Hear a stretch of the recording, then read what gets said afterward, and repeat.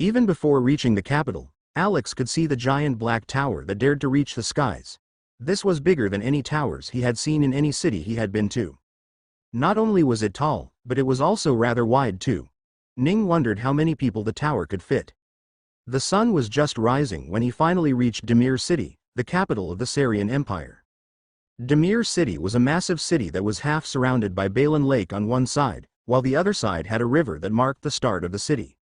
It started with grassland, some suburban areas for people to live in, then came the Flythorn River, and finally, Demir City lay beyond that. Ning dropped out of the cart in front of the Flythorn Bridge before lining up to enter the city. He watched the cart get dragged away by the ether beasts to Alexis knew where. The bridge had inspections going in and out, that seemed to have been started by people in the tower. As Ning walked up through the bridge, he noticed a significant lack of ether in the area. It seemed the people had used his glass beads here as well. With a show of an identification card that the ether tower provided him, he was able to get into the city with ease.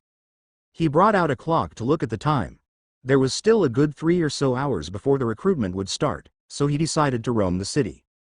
He walked amidst perhaps the most urban city he had visited in this world. Ning saw men-powered carriages more here than anywhere else. There was also an electric train service that ran through the city called a tram. Did he have those back on Earth? He couldn't remember. He really needed to ask the system to restore his memories prior to getting the eidetic memory skill on of these days.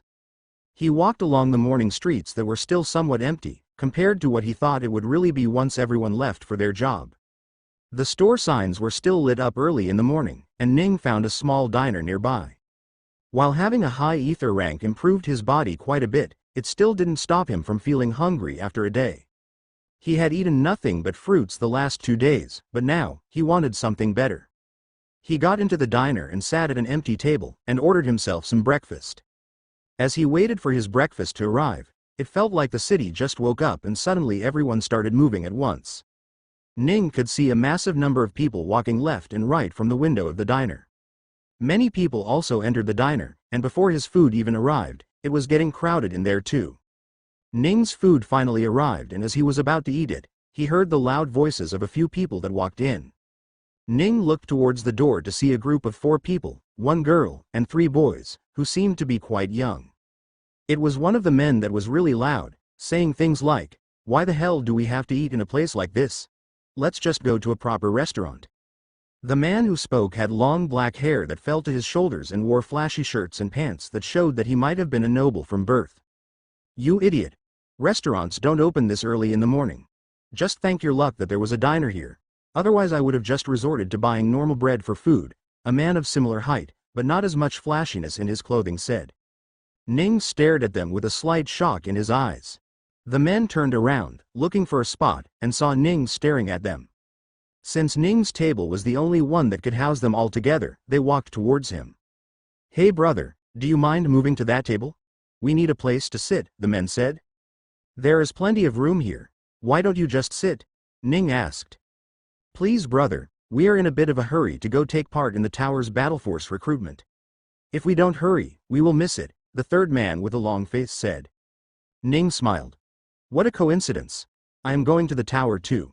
And I know that there is still a good 2 hours before the tower starts accepting the recruitments." The man's face changed. He had wanted to use the tower's name to move Ning, but he didn't expect Ning to say he was going there too. "Oh, is that true?" The noble-looking fella's eyes widened, and he sat down in front of Ning. The other 2 men sighed and sat down as well. There were still 2 other seats, so the girl sat on one of them. Ning's eyes followed her as she sat away from them.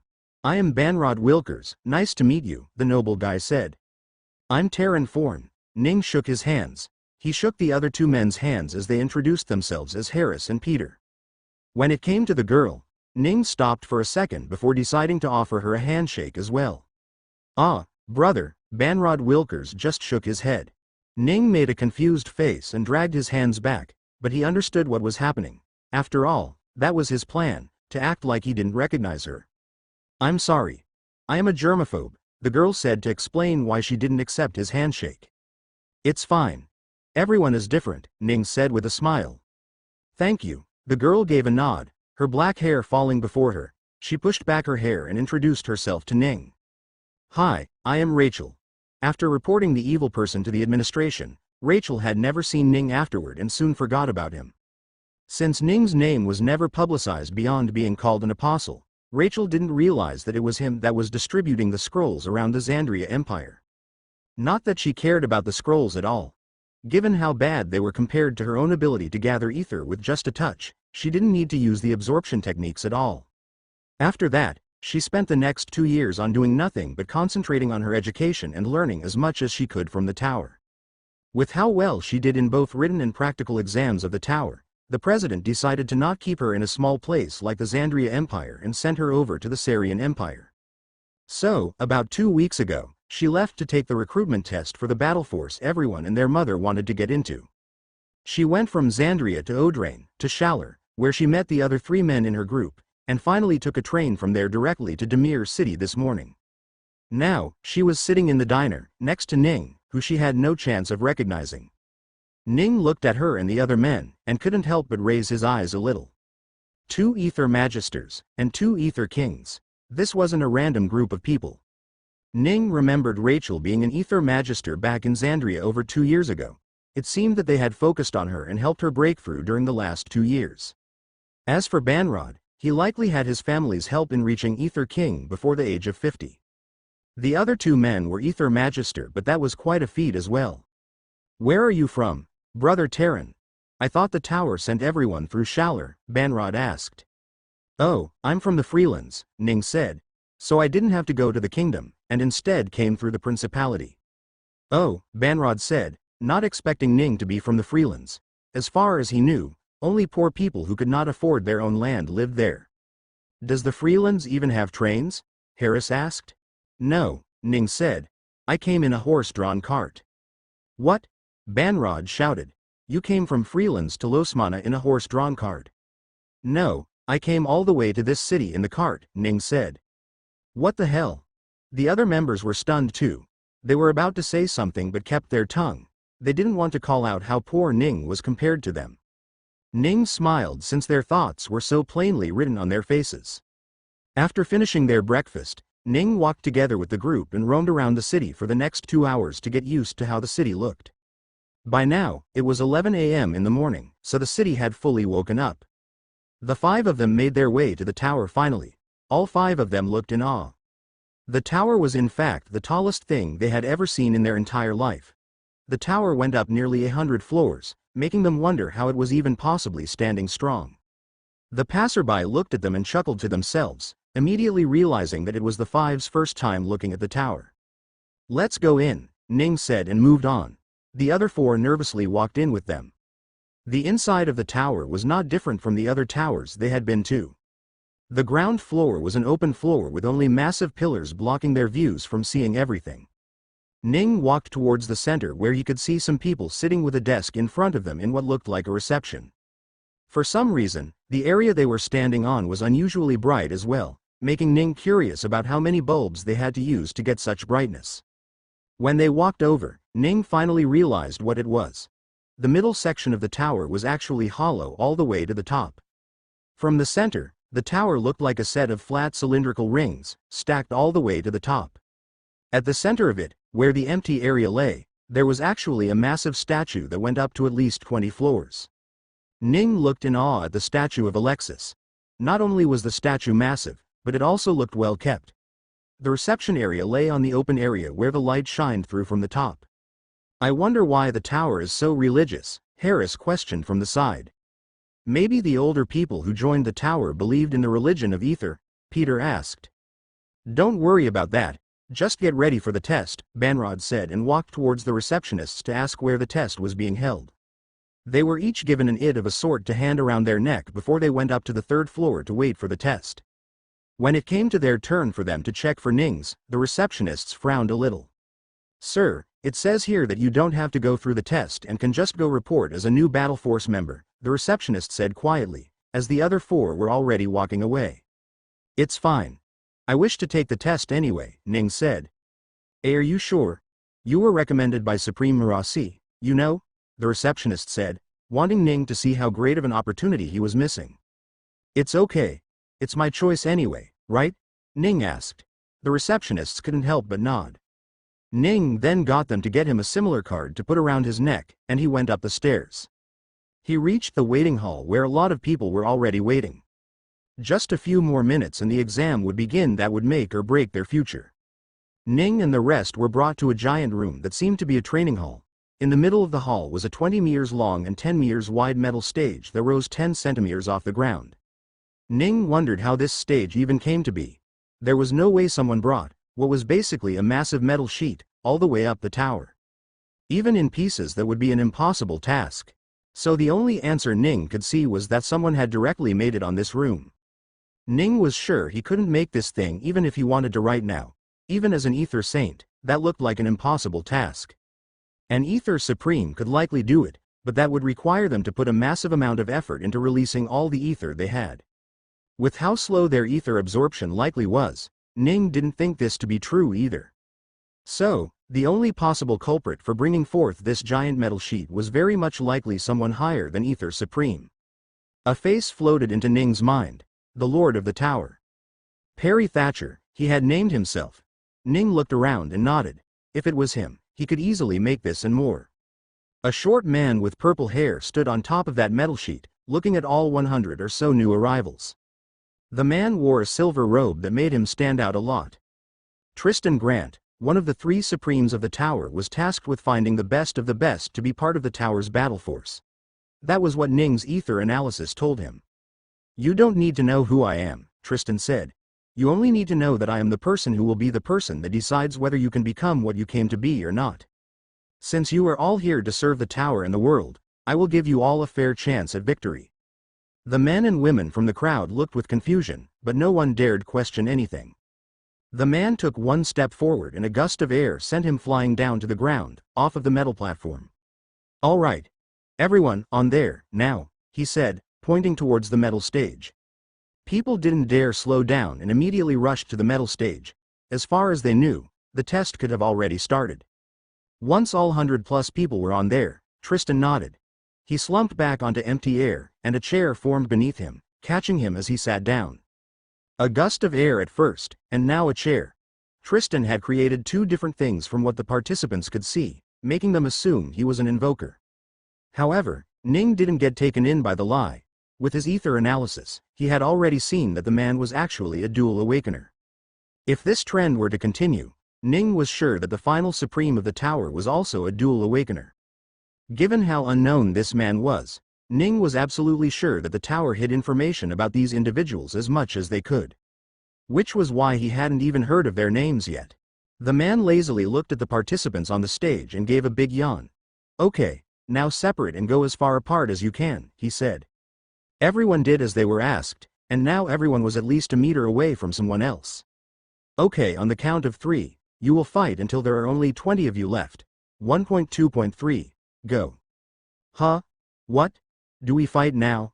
A scream appeared from somewhere as one person was shoved off of the edge of the metal stage. Suddenly, everyone got more aware of their surroundings. The fight had begun.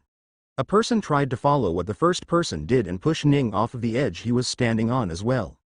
Unfortunately for him, Ning had eyes on the back of his head. Ning quickly turned around and used a simple kinetic force of the man's outstretched hands to push them slightly to the side. At the same time, he stretched his legs a little, over which the man tripped and fell off the arena. "That's what you deserve for trying to sneak attack," he said, and turned around to the rest of the fight. He looked at the many fighters and realized that he massively outranked them in terms of ether.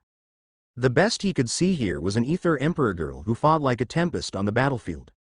Not only that, but she was also an invoker who kept creating items one after another to help her fight. One man tried to send out metal balls towards her, trying to hit her from afar.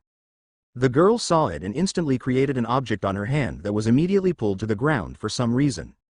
Suddenly, the metals that were flying toward her fell to the ground in front of her, making the attacker shocked. Ning whistled in surprise as he saw her create an object with massive magnetic energy. Now that the magnet was touching on a metal base, the whole metal base turned into a magnet. People felt tugging from all over their surroundings. The metal cuffs, jewelry, and any other items they may have had on them were being pulled to the ground. The battle nearly came to a standstill for a second, however, that all changed when Rachel attacked. She suddenly slammed her palm on the metal base beneath her, turning that directly into a magnet, rather than through the connection of a magnet. And the magnet she created had reverse polarity. Suddenly, the strong magnet zoomed past the Emperor Lady's head, nearly striking her, and flew out of the stage onto a metal plate on a wall. She felt shocked by what was happening and looked around to see who had done it. When she saw Rachel, Rachel was already glaring at her. Then, she smiled. Finally, a worthy opponent had come up. Now, their battle would be legendary. Ning looked at the girl that was fighting Rachel. She had light ginger hair that fell up to her chins on the side before pointing outsides. Her eyes looked forever smiling, which for now was appropriate with how much she was laughing. Ning snapped his fingers, creating an outward-facing gravity around himself. The fire that was starting to burn on him was immediately put out. At the same time, a point appeared in the space that pulled at the man who had just tried to burn Ning and was sent tumbling out of the metal platform. Ning turned back to look at the girl. The girl's height was short at around 160 centimeters, but not a single one of those centimeters could be underestimated right now.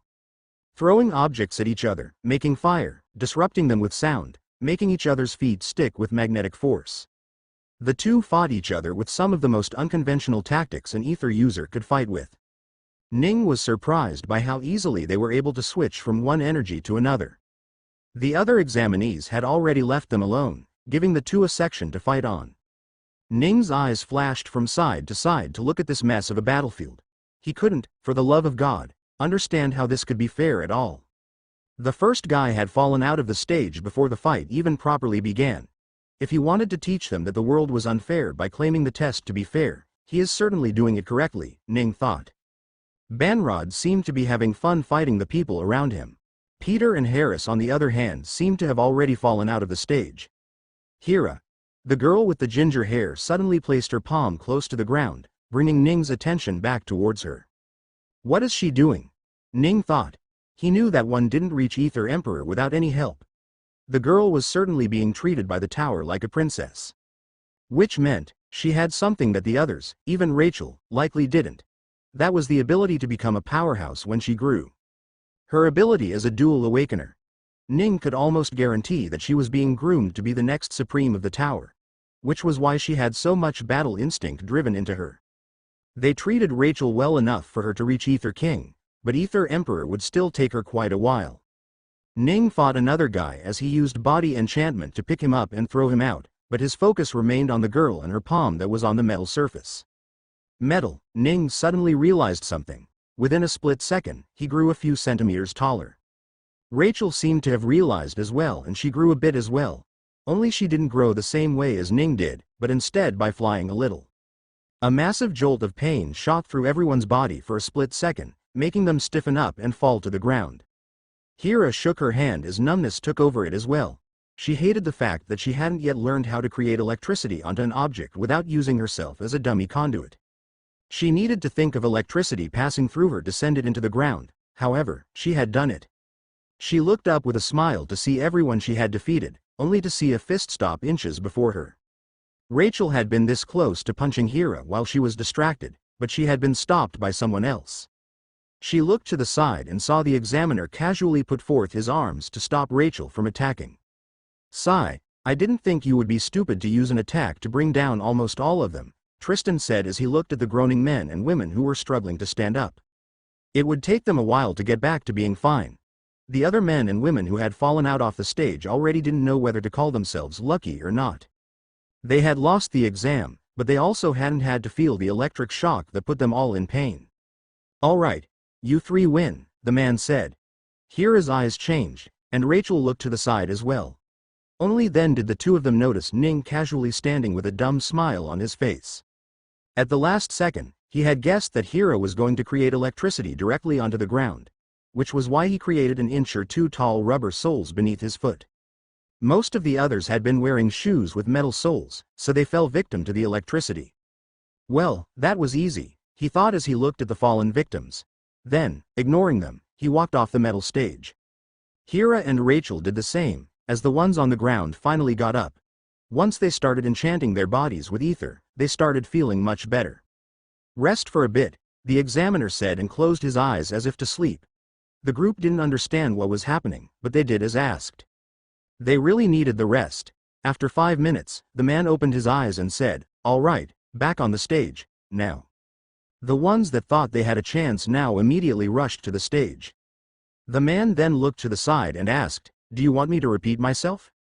Didn't we already pass?" Hira asked with a surprised face. Rachel and Ning were surprised too. "I only said you won, not that you passed," the man said. "I will keep making you people fight until you place in the top 20 for 3 times. So, if you want to pass, you will need to win 2 more times," the man said. "I told you. I would be very fair with the test. Everyone will get multiple chances to prove themselves. What's fairer than that?" Rachel and Hira looked around them. The examiner had started the battle royale once again just as quickly as last time, but no one had gone for each other immediately. Instead, they all held grudges toward the people that won the last round, since they were the reason why the others couldn't win. So, the moment the round started, they started surrounding them. "I offer up a truce for the moment. Let's join hands instead of letting them all fight us," Hira said with a sigh. She was strong, but not strong enough to fight 30 different men and women at once. Rachel was a bit worried as well. Unlike Hira, she did have a way to win against them all, but that would leave the others injured most likely, so she decided to accept the truce. "All right, let's work together for now," Rachel said. Then, she turned around to Ning, who was looking around with a dumb look on his face. "What say you? Want to get in on the truce as well?" Rachel asked. Ning shook his head. "You guys have fun. I'll be fine alone." With that, he left to another side of the stage. The battle started when Banrod suddenly grabbed one man by his shirt and used his Ether King strength to hurl him out of the stage. Immediately, everyone started attacking. Almost all of them target just the 3 of the previous winners. Rachel put up a barrier of air to try and divert any projectiles. At the same time, Hira sent out pulses of kinetic energy onto the attackers to try and throw them out. However, most of them were using ether on themselves, so it was a bit harder to influence their body with outside ether. Hira slammed her palm onto the ground again, and Rachel's eyes widened. She immediately flew a few inches off of the ground, knowing what was coming. The others were startled as well and flew a bit to protect themselves now that they knew what Hira could do. "Take off your shoes," Hira whispered to Rachel, who immediately pushed her shoes downwards, off of her feet. Then, it happened. Suddenly, a very strong magnetic force spawned from below everyone who was flying, pulling them back onto the metal stage through their shoes which had metal soles. Some of the people with loose shoes had their shoes come off, but most just got pulled down. Then, she let the electricity zap everyone once again. Nearly everyone fell to the ground, aside from the few who managed to survive. "Phew. That really does take a toll on me, doing it multiple times," Hira said. Rachel was full of sweat. If not for Hira telling her to let go of her shoes, she would have lost here as well. How is she so proficient in using electricity? Isn't it supposed to be one of the more difficult energies to create? She thought. Tisk. Only 12 of you won this time. Can you stop defeating everyone at once? I don't want to be here for more than 3 rounds ideally, the man said with an annoyed look from the chair. It's not my fault if they can't defend themselves, Hira said while throwing her hands in the air. Sigh, 5 minutes rest and we start again, the man said and closed his eyes. The people that were electrocuted slowly got up once more, and this time, they decided to prepare for the next round. They took off any and all metals that would harm them, and some of them even changed to spare shoes they had with them. Others put pieces of clothes in between their feet and their soles. They all regretted wearing their fancy shoes today, but they wouldn't stop it from defeating them any further. Ning looked around, clearly amused by what was happening, and smiled to himself. He had nearly skipped out on this fun. After 5 minutes, everyone got back up, and this time, everyone was going for Hira and Rachel. Somehow they had completely forgotten about Ning. He didn't like that. He fought a man or two, but most of them weren't even looking at him. They were too focused on the girls. With everyone focused on the girls, Ning had nothing to do but sit on the ground waiting. The girls tried to fight off the mob, but hundreds of people coming after them were not something they could handle. So, in the end, they were swiftly tossed off of the metal base, their first loss in the last 3 matches. Finally, he said and stood up, waiting for the others to come after him, but instead, they started fighting among themselves. Not a single one focused on Ning. Damn you guys, he said as he put forth his hands and breathed out. It all happened in a single moment.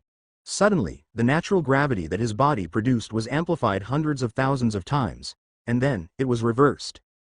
He turned bright white for a split second, as if a star going supernova, as even light was pushed off of him. Everyone that was around him instantly felt the effect of the reverse gravity on their body. It felt like a car slamming onto them as they were pushed out of the stage in less than a second. Chaos erupted as everyone turned back around towards the stage to see what had happened, and saw Ning stand there alone. Even Tristan was a little surprised by what had just happened. Reversing gravity was something very few people could do. The only ones he knew that could do that for sure were him, his two peers, and the Lord. Tristan's eyes narrowed. "I thought I told you not to make me stay here more than I have to," he said. Ning shrugged. "Well, at least I defeated them all at once, right? And they are not paralyzed like that girl. So you can start another round right away," Ning said. "Everyone, back on the stage," Tristan said.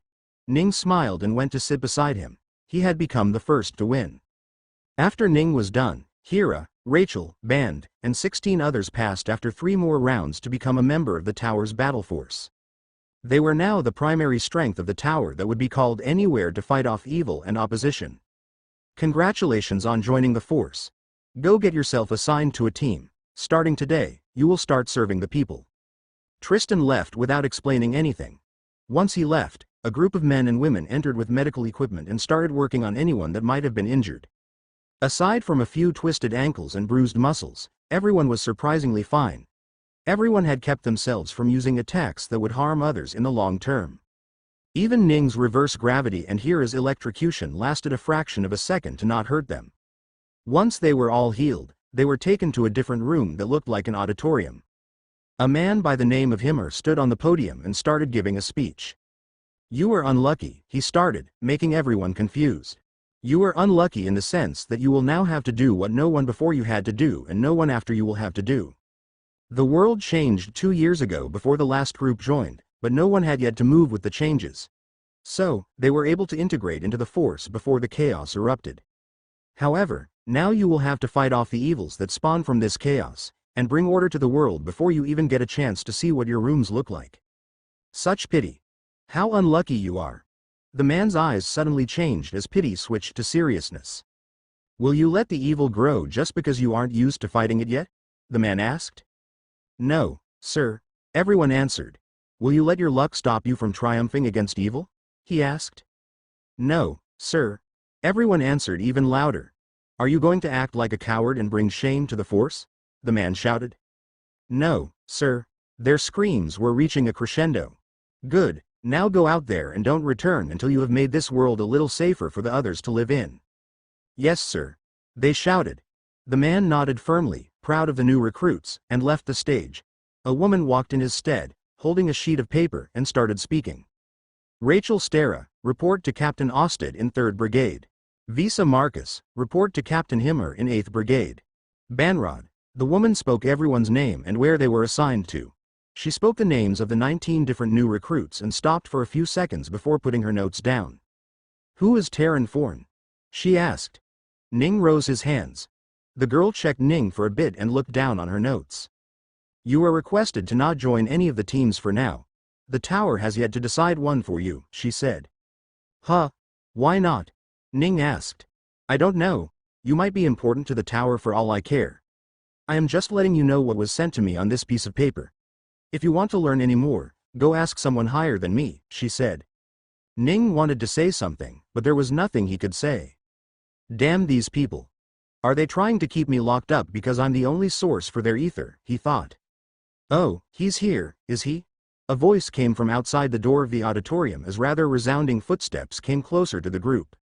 The girl on the stage frowned, wondering who was making such noise. However, when she saw the person walk in, she immediately put away the annoyed look and instead put on a smiling face that was ready to bow at any moment. The new recruits wondered who it was and turned around to see the new person. They were all immediately shocked to see who the person was. They didn't recognize her at all, but that hulking body on a female figure was hard not to get shocked by. "Yo, Terran, you made it," Marasi said as she put her hands up in greetings.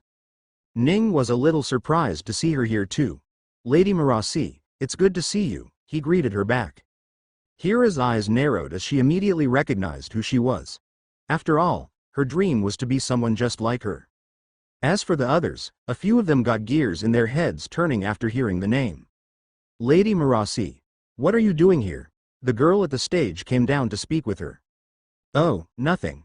I just had someone come tell me that he had arrived at the tower, Marasi said. Anyway, you in the force now? Who are you under? She asked. Yes, I just passed the test, but unfortunately, I don't seem to have a captain yet, unlike the others, Ning said. No captain? Why not? She asked with a weird look on her face. Ning simply shrugged his shoulders and turned to the lady at the side to speak. Marasi turned to look at her too, and the woman felt all the pressure in the world drop on top of her. She got close to Marasi to say something. She tried to whisper, but she couldn't reach Marasi's ear at all, so Marasi had to lean towards her a little so she could speak. After listening to her say something, Marasi nodded. I can see why he would be afraid of sending him. Even though it is guaranteed to be safe, just on the off chance it isn't, the tower will suffer a bit of a loss, Marasi said, and the girl nodded. Yes, that just means that we have to improve his security by all that much, Marasi said with a mischievous smile on her face as if she was up to something. You mean, he will be under me from now on? While everyone went to report to their captains, Marasi took Ning away from the stunned lady who couldn't believe what she was hearing. She had tried to argue that it was a direct order from the Lord, but Marasi heard none of it. Now, she had to go contact Senior Lyra to tell her of the situation. Marasi brought Ning to a section of the tower that was on the north wing of the 14th floor. She told him that this section was entirely her own and her men. How many people do you have under you? Ning asked. 3, wait no, 4.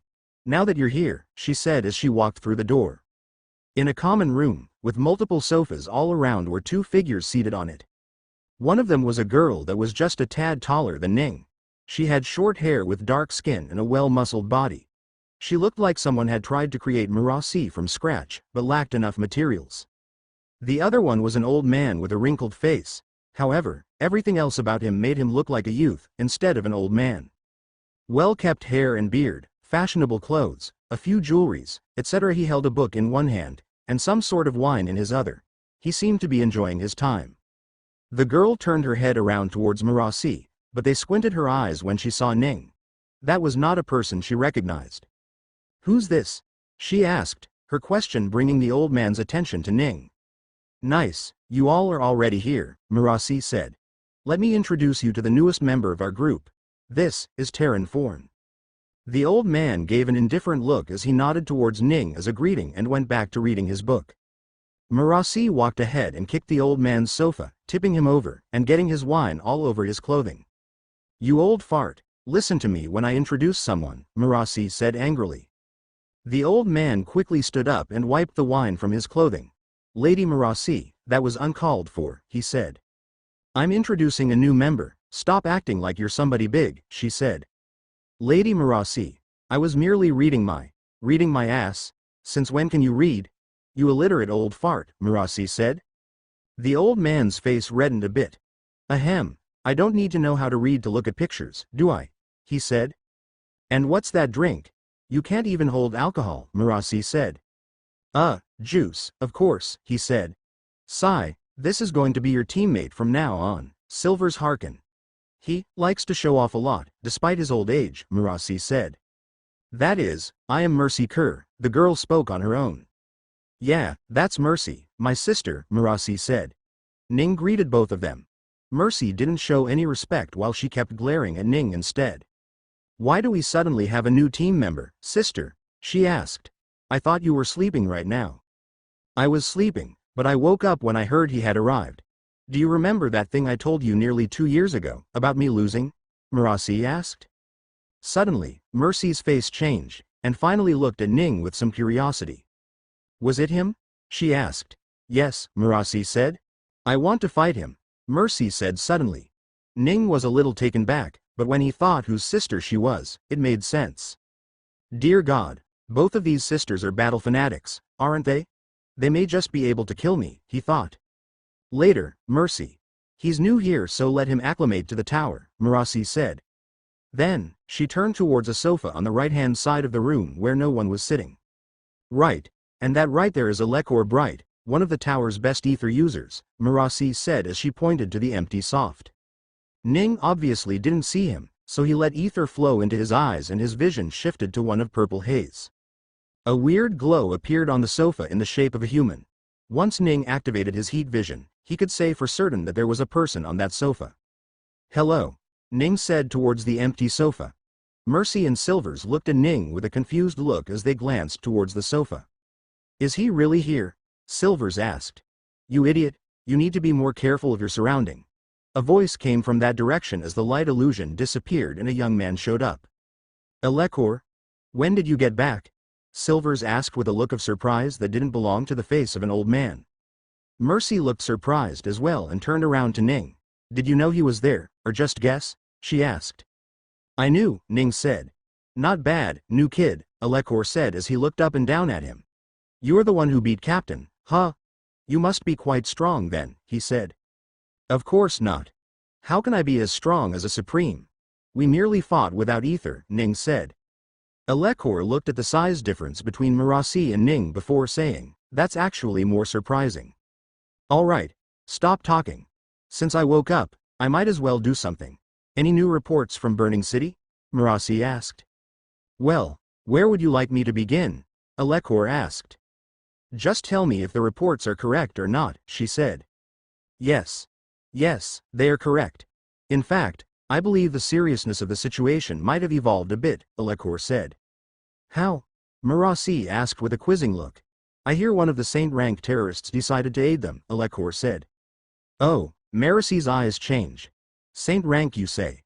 Ha ha, seems like I woke up just in time." "Captain, do you?" "Yes," Murasi said. "I'll go ask the Lord for permission."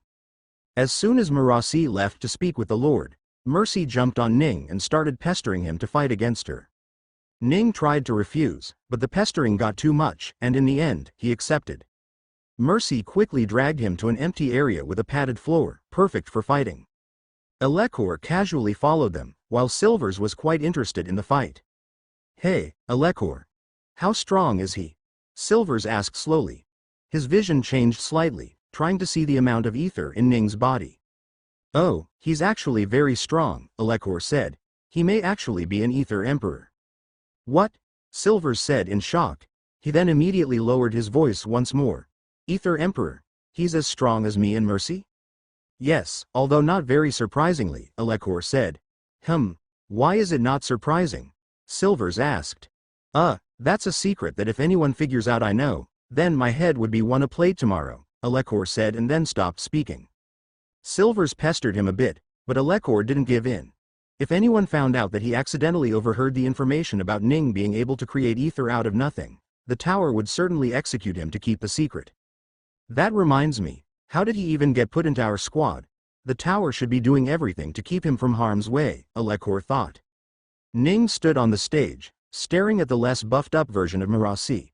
She was certainly not strong enough to be his match, but since she insisted, he would show off a little. "Are we fighting just like I did with your sister and not using ether? Or do you want me to use ether?" Ning asked. "Huh? What's the point of fighting without ether? That's just stupid," Mercy said. "I suppose that is," Ning said. "I shall be the referee between you two," Elekor said. "Oh, thanks," Mercy said. "No problem. I would be the one to get beat down if either of you gets hurt anyway, so I feel like it's my job to be the referee," Elekor said softly. Ning and Mercy got ready to fight. "Start," Elekor said. 5 seconds later, it ended. Mercy lay on the ground outside the fighting area, staring at the black ceiling, unable to wrap her head around what Ning had just done. As soon as the match started, she tried to enchant Ning's clothes. Since an ether user's body was hard to control, she knew to go for the clothes. However, the moment she had even grabbed a hold of his clothes, Ning suddenly appeared in front of her and hit her on the stomach. She felt her body grow numb from the attack and the next thing she knew, she was out of bounds. The only reason the fight even lasted 5 seconds was that Elekor was too stunned to call the result for the last 4 seconds. Ning shook his hand a little. "Damn it, I didn't mean to make contact," he thought. He had tried to push her at the same time while pumping electricity into her. However, he made a mistake and had the electricity flow into her a little too early. As a result, he too got zapped on the hand. Fortunately, with his saint-rank enchanted body, the electricity didn't hurt him as much. I got influenced by that girl into thinking about nothing but electricity today, Ning thought. At least that should help get rid of the urge. You can already use electricity, huh? Not bad, Alekor said. Thank you, Ning said from the side. Brother, you might be stronger than me too, Silvers said as he brought out a small piece of cloth to wipe his sweats off. Wait, that doesn't count. I wasn't ready, Mercy stood up. Do we really have to fight, Sister Mercy? I already won, Ning said. No, that shouldn't count. Let's fight again, I will show you my power, Mercy said. Okay, Ning said. He had nothing else to do really. Alekor sighed as he went back up to referee for them. This time, the match lasted 5 more seconds. Ning took it slow and didn't immediately jump forward. Instead, he focused on strengthening himself to defend against Mercy. At the same time, he changed the gravity for a small section of the ground that pulled a little too hard. Once Mercy realized she couldn't do anything to Ning without getting close, she ran ahead. As soon as her foot stepped into the section with strong gravity, it buckled down as her entire body came crashing down. The next thing she knew, Ning was right above her and he threw her out of the ring. She lost once again. Alekor just shook his head as he declared the victory. No, once more, Mercy shouted as she got up. Alekor looked at Ning with a wry smile. He couldn't help him at all. Ning simply shrugged. Okay.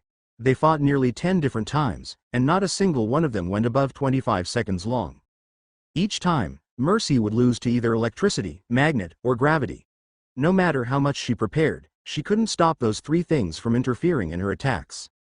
Mercy walked in just in time to see Mercy demand another round and looked at them with a weird face. What's going on here? She asked. Alekor nearly jumped in surprise and turned around to see Mercy standing in the room. It's just a simple training session, he said. Training session? With Mercy? Mercy didn't believe it. She knew her sister better than anyone. Did you ask to fight Ning? She asked, turning to Mercy. Yes, Mercy said with a drooping head. Well that was stupid of you, Mercy said with a chuckle. What? Am I not allowed to fight him? Mercy asked with an annoyed look. No, you are allowed. That doesn't mean it's not stupid, Mercy said. After all, in what universe could you possibly hope to use your Ether Emperor rank to beat someone that is an Ether Saint? What? Mercy exclaimed. Ether Saint? No way. But he's so young. Youth has nothing to do with it, not after what he— Never mind, Mercy said. She couldn't reveal that bit of information yet. That was very important to the tower. Oi Alekor. Have your eyes gone bad or what? You said he was an Ether Emperor, Silvers called from the back. I made a mistake, Alekor said, almost as if he couldn't believe it himself. Once again, he sent ether to his eyes, trying to judge the density of ether in Ning's body. However, it still seemed like an Ether Emperor, not a saint. You can't see it, Mercy said. He has his ether wrapped around his core. He's only showing you what he wants you to see. If you really want to see it clearly, you need to have denser ether than his. I see, Alekor said. He couldn't have imagined that this new recruit was actually as strong as him. Ning was quite surprised as well. I can't underestimate these people from the tower, can I? He thought. It wasn't long ago that Alexis had taught him to use ether to look at things to see the usage of ether. He had thought that this was an exclusive skill that only he knew. However, it seemed that it was a skill that the higher-ranking members of the tower already knew. Sigh, I guess I'm about to get dethroned as the second in command in the group, Alekor said jokingly. Anyway, Captain, what's the news?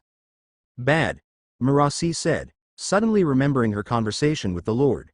She crossed her arms and put on a pout, one that somehow made her look cute. Bad? Why bad? Alekor asked. If I want to keep Terran in my squad, I can't go anywhere dangerous, Mercy said, quickly adding, he's a bit too important for the tower to lose. Alekor exclaimed this time. What about all the scouting I did then? I even found the terrorists that recently joined. I thought we were going to attack them. No, we can't, Mercy said. Not unless we drop Terran from the squad. But my hard work, Alekor cried out. What about we just leave him for now? He's new anyway. That would be good, except I fought with the Lord to even keep him in the tower. If he finds out I left the tower without him, he will surely take him away. He's too good of a fighter to keep locked up in the tower. Alekor couldn't deny that. Even Mercy, who was angry at Ning, couldn't deny that. Then what do we do, Captain? Silvers asked from the side. We have a new mission. One that is, hopefully not as boring as it sounds, Mercy said. What is it? Mercy asked. Mercy took out a map and threw it in midair. The map unfolded to show a detailed map of the continent of Vilmore. The map had the Sarian Empire at the bottom with the Freelands to its left, the Republic of Embers to its right, and the Principality of Losmana above it. Ning looked at the map carefully. It wasn't as detailed as his mental map, but it seemed to have a lot of crosses and marks made on it. Here, Mercy pointed to a place on the map. The place she pointed to lay on the lower right side of the Sarian Empire, a city called Urandran. A nobleman by the name of Hegan Callum died this morning in his house, in Urandran. It looks like a suicide, but the family suspects foul play, Mercy said. I see, but what does that have to do with us? Alekor asked. We are to go and investigate, Mercy said, to find if this was truly a suicide, or if someone actually killed him. That's great, but why us? Alekor asked. That sounds like a detective's job. How are we supposed to help? I don't know, Mercy said. I'm sure the Lord is just trying to give us as mundane of a job as he can to keep us busy and keep him safe. Why would the Lord try to keep him safe? It's not like he's the Lord's son or something, is he? Mercy asked. Haha, no, but he is important to the Lord. Or rather, he is important to the whole tower. In fact, he is more important to the tower than me, Mercy said. Why is that? Mercy asked. I can't tell you. It's a tower secret that not many know about, Mercy said. Alekor tried to act as much in the unknown as he could. He was almost cursing at his unnaturally good hearing that he liked to employ every day to get in the habit of using continuously. Silvers came and patted him on his shoulders. Don't worry, your scouting won't go to waste. I'm sure the other squads will make good use of it. In fact, you should go tell them that there is a saint on the enemy side unless they send only kings and emperors. That would be a disaster for the tower, Silvers added. Alekor nodded. He really should do that. When do we leave, Captain? He asked. In half an hour. I don't trust the Lord to keep his promise of letting me keep him, so I want to take him away while I can, Mercy said. Then a smile crept on her face. Now that he is a saint, he can probably fight me too. Can't you, Terran? Alekor shook his head as if pitying a fellow victim. Then, he left to pass along the information before leaving. Go grab whatever you need. Mercy turned to Mercy and Silvers, who left quickly. Right, here, Mercy took out a pair of coats and pants that were dark purple and white. There was a dark purple shirt to wear inside the coats. The coat itself had an image of a tower patched onto the side of it.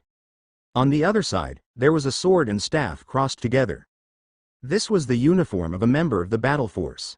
Half an hour later, all 5 of them were prepared in similar clothing. They wore white coats and pants with occasional dark purple lining to them, as well as a fully dark purple shirt. Are you all ready? Mercy asked, and the rest of them nodded. Good, she said and put her hands forth. Suddenly, space changed at a certain point in front of them as she connected the current space to a point far away. Enter, she said, casually holding such a strong squeezing of space open. Alekor entered first, followed by Mercy. Silvers entered after her, and finally, Ning entered.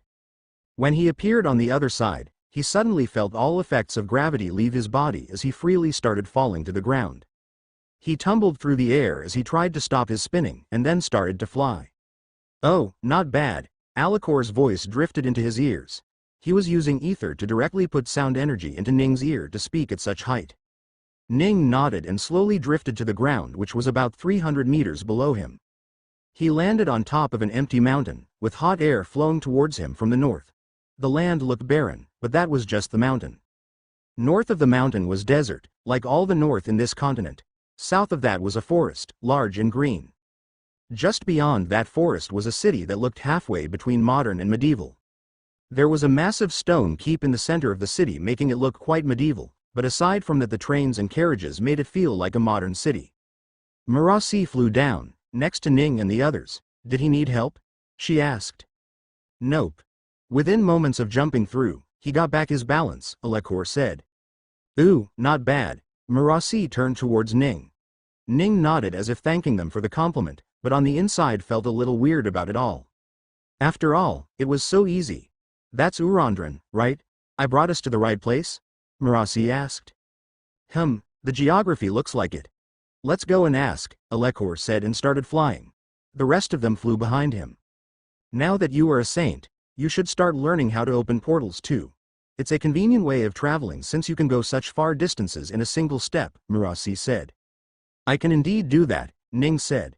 But only to places where I have already been to. How do you open a portal to some place that you haven't been to? Oh, that's easy, Marasi said. You don't? Like I did today, since I don't know where Urandran is, I instead learn about how far away that place is, and then open a portal straight in the direction of the land, and in that distance. Almost every single time I arrive in the air for some reason. Why is that, I wonder, Marasi thought. Isn't that because of the curve? Ning asked. The what? Marasi asked with a confused look. The curve of the planet? Ning said. The curve? Marasi thought for a moment and her eyes went wide. Oh my god. That's totally why it is, isn't it? Alekor turned around with a wry smile on his face. Captain, it can't be that you didn't know that, right? He asked. What did you get, sister? Explain it to me too, Mercy asked. These muscle-brained siblings. Do they not care much about learning how things work? Ning thought. Marasi explained to her sister what she understood, to which Alekor had to make some corrections before Mercy and Marasi both understood the science behind them teleporting in the air. Minutes later, they arrived outside of the city and asked the guards if it was indeed the city. Once they got their confirmation, they got the direction to the Callum households. Silvers, go let the local tower know that we have arrived. They will report back to the headquarters and the Lord will be happy we didn't leave to go fight somewhere else, Marasi ordered. Yes, Captain. The old man looked towards the high-rising tower in the distance and walked in that direction. Mercy, go tell the local constables that we will be taking over the investigation, but their detectives are free to investigate themselves, Marasi said. Yes, sister, Mercy said and started walking in a random direction. She was likely going to ask around to find the constable's office. Alekor, keep your ears open. Let me know what the rumors are around the area. See if someone knows a little more than they should, Marasi ordered. Yes, Captain, Alekor said and walked away. I would give you some orders too, but unfortunately, I don't know much of your expertise yet. Besides, if the Lord ever found out I had you out of my sight, he would scold me to no end, Marasi said. They made their way through the city to the Callum Manor on the more secure side of the city. It was starting to become midday, so there were not as many people on the screen like any other time of the day. The Urandran city was also on the more northern end of the continent, so it was quite hot here by comparison. Marasi didn't seem to care though. In fact, she seemed to relish the heat, which was likely why she had such tanned skin in the first place. So from what I hear, the Callum house is one of the more prominent houses in the empire. The one who died seems to be the son of the current head of the family, Marquis Callum. Since they are so prominent, we will have to be careful not to get on their wrong side, okay? She asked. Okay, Ning said. He didn't plan on doing that anyway. The tower's reputation is barely improving, and we don't want that hard work to disappear, Marasi said.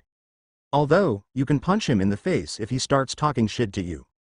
The Callum house was a big, beautiful manor of light blue color. However, the atmosphere here was anything but beautiful. Ning could see people with teary eyes as if they had been crying since they woke up this morning, and others looking around with vigilance as if hoping to catch someone in the midst of committing a crime. He and Marasi walked through the gates, not stopped by a single guard once they saw their uniform. Even the people that were crying gave a curious look when they saw the two walk in. Ning wondered what was attracting their attention really. The white and purple uniform, or the 7-foot-tall, buff woman next to him. As they walked in, two men came up to them after hearing a commotion from outside. Are you the ones the tower sent? The two men asked. Yes, I am Marasi. This is my subordinate, Terran. The tower sent us to investigate a death. Who are you two? Marasi asked. Welcome, Lady Marasi. We are the local detectives. I am Gasu, and he is Chanam. We are happy that you came as quickly as you did, the man named Gasu said as he brought them over to the next room. Right before he entered, however, he stopped and turned around. Are you two ready to see the corpse? He asked. Marasi turned around and asked, have you seen dead people before? Many, Ning answered, surprising her a bit. Let's go then. Gasu took them in. The room was brightly lit through the open window. The floor was clear white marble that shined brightly. A man slept on the bed in the corner of the room, next to the window. No, a corpse lay on the bed. A handsome man with a short beard and thin brown hair, wearing a nightgown. The only thing that even gave away that he was dead was the lack of breathing and the red burns around his neck. This is Hegan Callum, the next in line to be the head of the Callum family, Gasu said. Or, was, I should say. Did he die by hanging? Marasi asked. Yes, the detective said. But, it's a little weird. What is? Marasi asked. We can't find the chair or item he stood on to kill bring himself high enough to hang himself, the detective said. No chairs? Marasi looked around. The room was indeed empty aside from the closet and desks to the side. But when Marasi looked at the only place he could have hung from, there was no way to reach that place without jumping from the desks. And the detectives had likely already ruled that possibility out. Maybe he was an enchanter and flew himself to the ceiling to kill himself, Ning said from the side. No, brother. Nobleman Hegan was an invoker, or so we were told from the family members, the detective said. Are you sure? Marasi asked. They could be lying to hide the fact that the Marquis's son was a coward, you know. We did think of that, Chaunham said from the side. So, we went out of our way to ask anyone who could have known of Nobleman Hegan. Everyone says that he was an invoker, and nothing else. So the chances of him being dual awakened also goes if they only saw him invoke stuff, Marasi said. Although, I can't outright throw the information that they might be lying out of the window. Have you figured out the time of death yet? Marasi asked. Yes, it seems to be between 2 hours before midnight and 2 hours after midnight, Gasu said. When was the body found? Marasi asked. Around 11 in the morning, Gasu said. A maid came to wake the Lord up after him not coming out for quite a while. That was when she found the body. Since then, she's been so startled that he hasn't even given us proper information, Gasu said.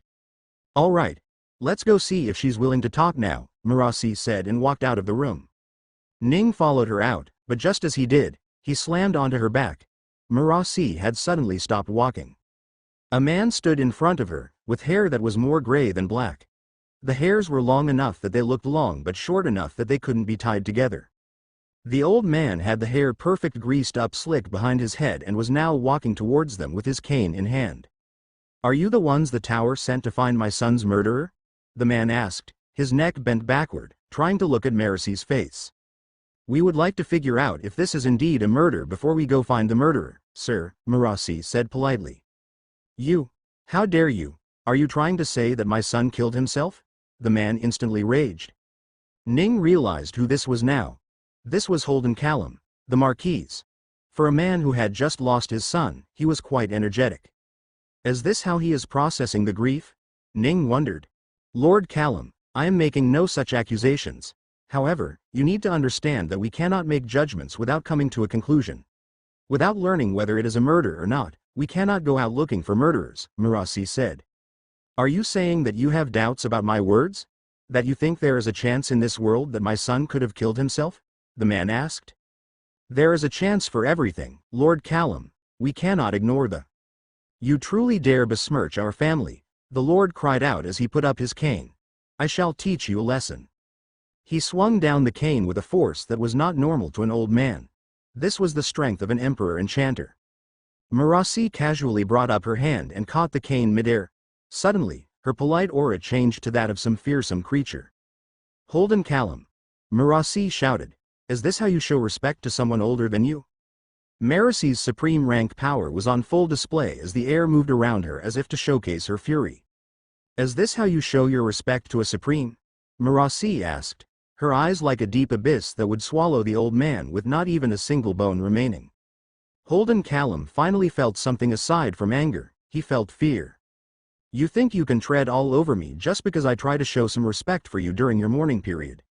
If you don't want there to be 2 deaths in the family today, leave. Marasi's voice thundered all over the Callum household as everyone heard her proclamation. Holden Callum himself understood that he had done something he shouldn't have. So, he quickly took back his cane and walked away. Gasu and Chaunham that were behind Marasi felt fear like never before as well. Only Ning didn't feel fear from Marasi's stunt just now, however, he did feel surprised. I thought we weren't supposed to be disrespectful, Ning said softly. That's only true until they stay outside of the line. As soon as they cross it, I don't care about their reputation, Murasi said. Not to mention, he should be younger than me. Someone younger than me showing me this sort of disrespect really irks me. I see, Ning said. If you don't mind me asking, how old are you exactly? Me? I should be around 400 years, Murasi said. Although, I don't really keep track of years since I go to sleep a lot of the time. Ning was about to ask something when he happened to glance inside a room. That's weird, he thought. They were on their way to the maid quarters to find the maid who found the dead Hegan. Along the way, there were a lot of rooms, and most of them had one significant item that the victim's room was missing. How much work did you do before we arrived? Ning softly asked the two detectives. Honestly, not much. Aside from checking the body in the room, they didn't really let us do anything until someone from the tower arrived, the two of them said. I see, Ning said. No wonder they didn't notice it. Ning had wanted to enjoy the mystery aspect of this death, so he hadn't bothered to ask the system about anything. Now that he had caught something, he wondered if he should be asking something. In the end, Ning decided to confirm with the system, rather than ask it anything, so he would have to wait for a while before he came to some sort of conclusion himself. They finally reached the maid's quarters, and after asking for the maid, they were led to a room. Gasu knocked on the door and someone opened the door slightly. An eye peered through with a look of confusion. Who might you be? The girl asked. We are the detectives, Gasu introduced himself. Are you the maid who found the victim? Oh, the girl said and opened the door wider. Gasu was about to ask again when he saw a girl wrapped up in blankets at the edge of the bed inside. He knew who he needed to question. What's her name? Gasu asked the girl who opened the door. Friola, the girl said. Friola, we have some questions for you. Can you answer them please? Gasu asked. Friola, if you keep information away from us, we will have to send you to prison under the assumption that it was you who killed Lord Hegan, Murasi said. Chanam looked back at Murasi and said, that's not. What? No, I did not kill him. A shaken voice came out from the blankets as a woman showed herself. I'm just doing what I can to get her to talk, Murasi said to Chanam. Besides, it's not like I'm a police who needs to be truthful about everything. Murasi walked to the girl and sat on the bed, bringing the bed down about 5 centimeters. When did you find him? Give me as accurate of a time as you can, Murasi asked. Friola didn't want to speak, but the threat of being sent to prison scared her. 11:30 in the morning, she said. And, this is a hard question to answer, but please try, Murasi said before asking. Describe exactly what you saw. Terror flared in Friola's eyes as she closed her eyes, as if not wanting to see it. Still, the vision from this morning lingered in her eye, refusing to leave her sight. The hanging body, those dead eyes, the tongue that had slipped out of his mouth. She couldn't get away from it. She had been traumatized. Friola, you have to answer me, Murasi said. He was dead. She cried out with her hands to her ear. He was hanging and he was dead. That's all I saw, I promise, she said. You need to remember more. Think of the surrounding, Murasi asked. No, there was nothing else, just the hanging body, Friola shouted. Murasi frowned. It was a little difficult to trust her words right now, not with her refusing to even look at her face. Ning turned around and looked at the girl who had opened the door. How long have you been a maid here? Ning asked. About 8 years now, the girl said. Do you enter the departed lord's room often? Ning asked. 2 or 3 times a week, the girl said. Then you must know the room by heart, Ning asked. I think so, the girl said, not understanding what Ning was trying to question. What's the color of the desk in his room? Ning asked. Brownish red? The girl said. The color of the closet? Brown. The color of the ceiling? White. The color of the walls? Light blue. The color of the rug? Green. And where is that rug? The girl stopped. What do you mean? She asked. Ning ignored her and turned to Friola. Friola, do you know what happened to your departed lord's green rug? She couldn't say anything, but they all realized that she was hiding something. Friola, if you hide something, we will have to take it as an admission of guilt for killing the young lord, Murasi said, trying to scare the poor girl into revealing things. No, I didn't kill him. He hung himself, the girl shouted, hoping they would believe her. Gasu and Chanam's eyes immediately changed while Ning and Murasi took a second to understand what had just happened. Gasu walked forward and asked, did you just say the young lord hung himself? Friola realized her mistake as well. She wasn't supposed to say that. She was under direct order to not do exactly that. However, in her fluster, she blurted out the thing she had been trying to hide. Friola, did you see the young lord hang himself? Were you there? Marasi asked. Friola shook her head. She wasn't sure what to do anymore. The one thing she had been trying to hide was already blurted out. Was the rug in the room when you entered? Ning asked. The girl didn't want to lie, but she had direct orders. Friola, think of yourself. If you don't answer, you will be spending all your life in prison for murder, Marasi said. No, don't send me to prison. I'll speak, she shouted. In the end, her wish for a proper life outweighed her determination to follow her lord's order to the end. Okay, then tell us clearly what you saw, Marasi said. Friola nodded and reined in her fear to speak about what she saw this morning. When the young lord hadn't woken up by 11 for breakfast, the marquise had asked the maids to go wake up the young lord. I had been the one tasked with this by the headmaid. After I went to the young lord's room, I noticed something from inside. There was water leaking out of the door, Friola said. Water? Marasi asked with some confusion on her face. Friola nodded. I didn't think much of it and only wondered if the lord had forgotten to use a bucket when he created the ice for the heat.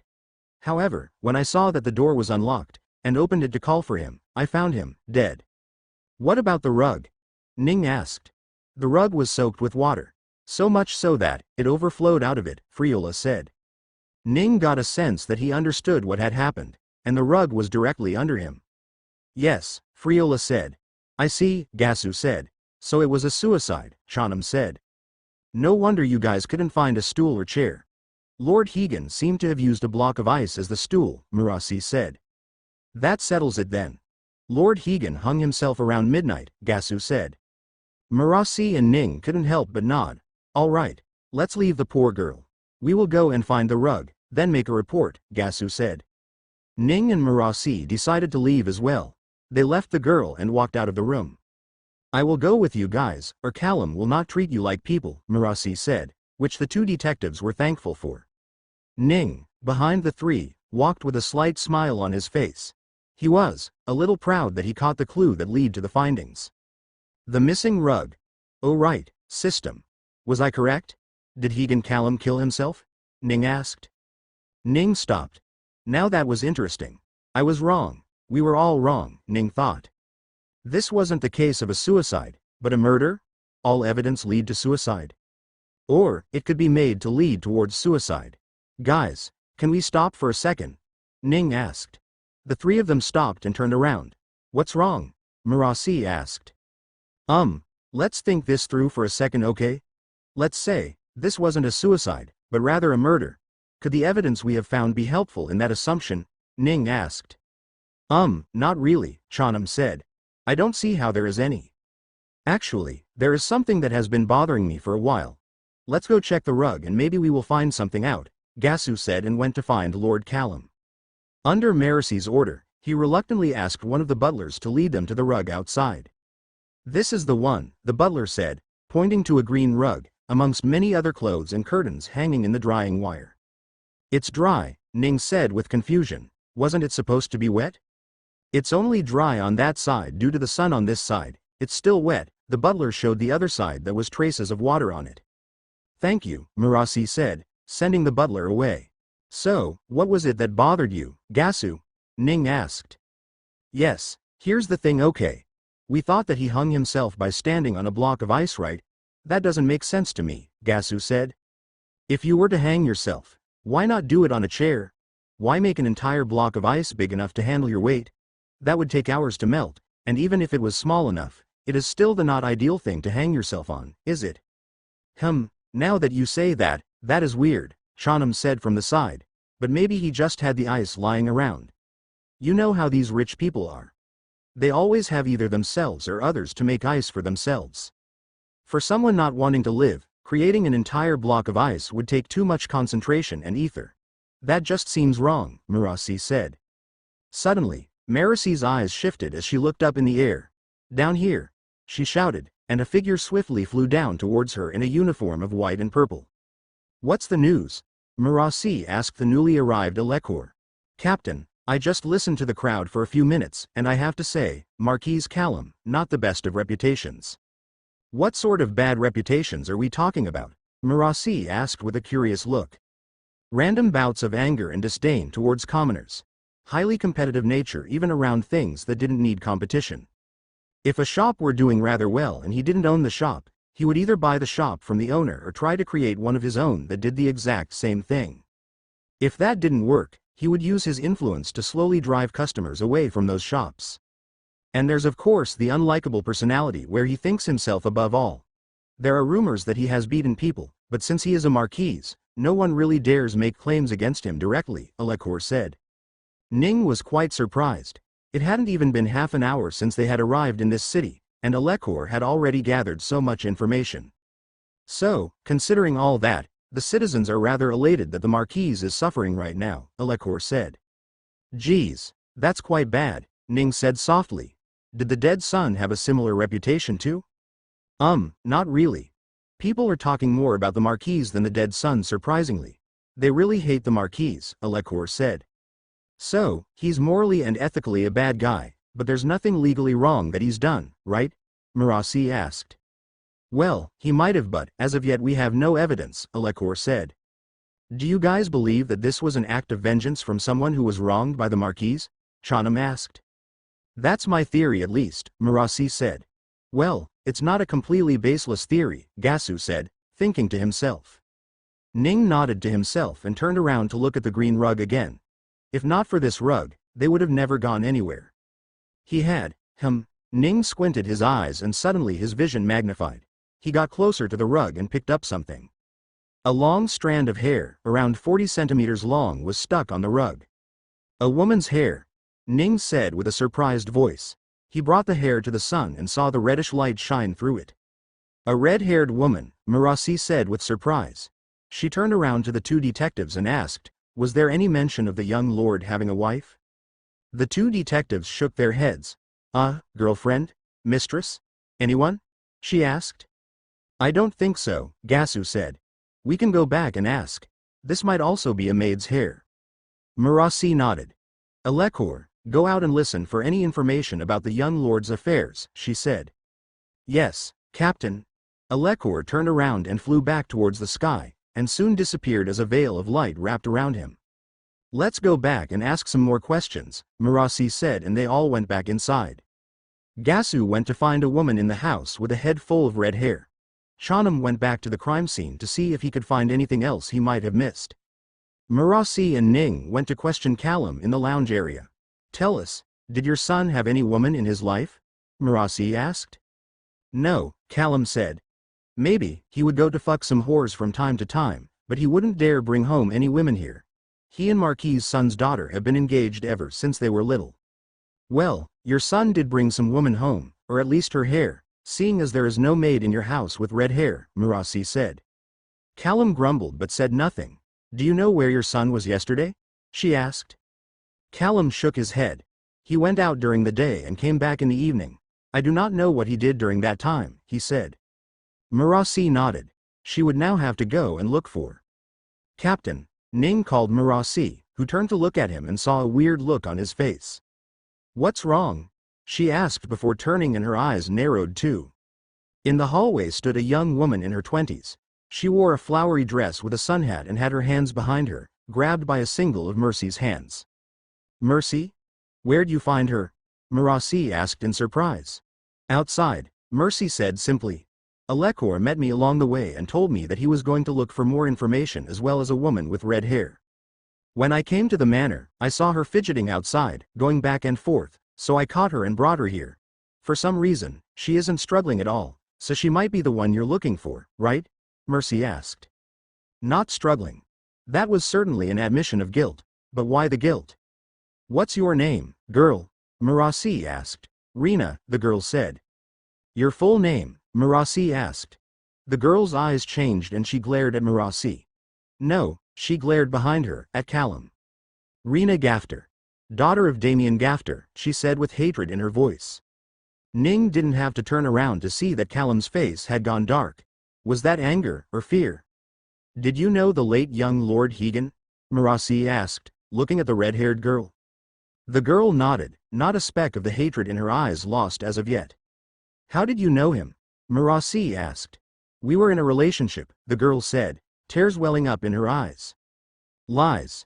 There is no way. With a single glare from Marasi, Callum stopped speaking. Were you in his room last night? Marasi asked. Rina nodded. I was there from late night till midnight, she said, not caring to hide anything. Callum's eyes went wide as the fear of what was happening dawned on him. Were you the one who killed him? Marasi asked. Yes, Rina said. Oh, Marasi was a little surprised at the forwardness of the girl. Care to explain how you did it? Rina nodded and started explaining. The Gafter family was not very well known outside of Myrod City, which lay 10 kilometers away from Urandran City. The Gafter family was a budding merchant family that seemed to do everything right and was making it big through the empire. Soon, they were about to be the merchants that handled the bottom right half of the empire. Unfortunately, that never happened, as the head of the merchant group, Reynolds Gafter, died in a house fire. Many suspected foul play, but no one could find any evidence. Last night, at around 16 in the night, I snuck into the manor and went into Higgins' room. I had started a relationship with him not long ago, but his father wouldn't let him be in a relationship, so he started teaching me how to sneak in through the eastern side of the house. I had been planning to kill him all this time, and I decided yesterday was the night to do it. I brought some mind-numbing powder that I had to spend a fortune to acquire. After I arrived, I talked with him for a bit, fed him the mind-numbing powder, and then hung him on the ceiling myself. The fool didn't even struggle as he died. Rina was started to choke on her own tears. Afterwards, I left, Rina finished explaining. Both Ning and Marasi couldn't help but frown at the simple explanation. That's it? Marasi asked. There was no conflict. How did you get the ropes or get him on it? I had him create the ropes, promising some fun times. As for getting him up there, it was easy. I'm an enchanter after all, the girl said. Ning frowned. For some reason, the girl didn't speak about the biggest piece of evidence they had used to deduce the method of death, and for some reason, their conclusion was wrong. What about the ice? Marasi asked. She seemed to be confused about it herself. After all, the rug was completely soaked. Ice? What ice? Rina asked. The maid found a large puddle of water as well as a soaked rug. There should have been some ice there, Marasi said. Oh, that was just something the fool made because of my casual remark of how hot it had been recently, Rina said. That was it? Ning couldn't believe that the thing that them and the entire family linked to being the integral inconsistency in the suicide that led them to believe it was a murder was actually something the victim made with no thoughts behind it. Marasi looked at the crying Rina and asked, Did you love him? Rina shuddered at the question and her tears became more profound. Yes, she was starting to choke more and more on her own tears. Then why did you do it? Marasi asked. That was when the crying face changed to one of anger and hatred. For my revenge, she shouted as a demon let loose. Marasi sighed and turned around. Care to explain what she means, Lord Callum? She asked. By now, Holden Callum was a shade of red and green that made him look like a ripening chili. I don't know what you mean, Callum said, but it was obvious that he had already lost his cool. He would have likely struck anyone else dead by now, but in front of Marasi, he could do nothing but lie. You don't know? Rina spoke with a voice so cold that it took away the summer heat around Callum. Even after hearing my name as Gafter, you dare claim you don't know? She shouted. Marasi nodded to herself as she could see the vague motive behind the murder, but she still wanted to learn it entirely. Can you explain what you mean by revenge? Marasi asked Rina. 35 years ago, that man killed my father in our home, and then burned my house down, the girl said. Lies, I have neve. I was there that night, Rina said. I was 15 years old back then and was together with my father as he taught me how to manage money. However, when you came to our house, he realized something was wrong and sent me to hide in the closet. I watched you and your men beat my father and then drive a sword through his chest before burning the place to destroy your evidence. But unfortunately for you, you could not destroy me, Rina said. Lady Supreme, you mustn't trust here, she lying, Callum said, but Marasi knew what to do. She reached into her storage amulet and brought out something. It was a small glass bottle with a clear liquid inside and a wooden stopper on top. Ning's heart started beating a lot faster when he saw this and unconsciously took back a step. He had seen such a bottle before and at that time, it had already been too late. Is she going to feed him the poison? Ning wondered.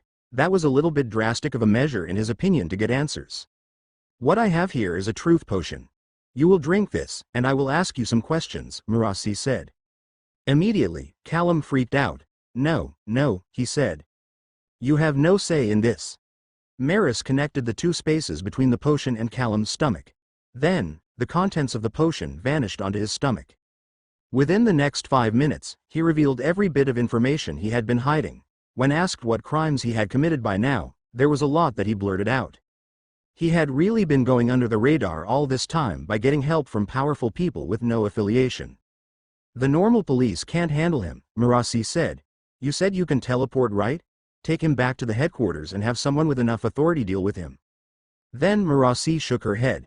It's not even your first day, and you've already had to do so much.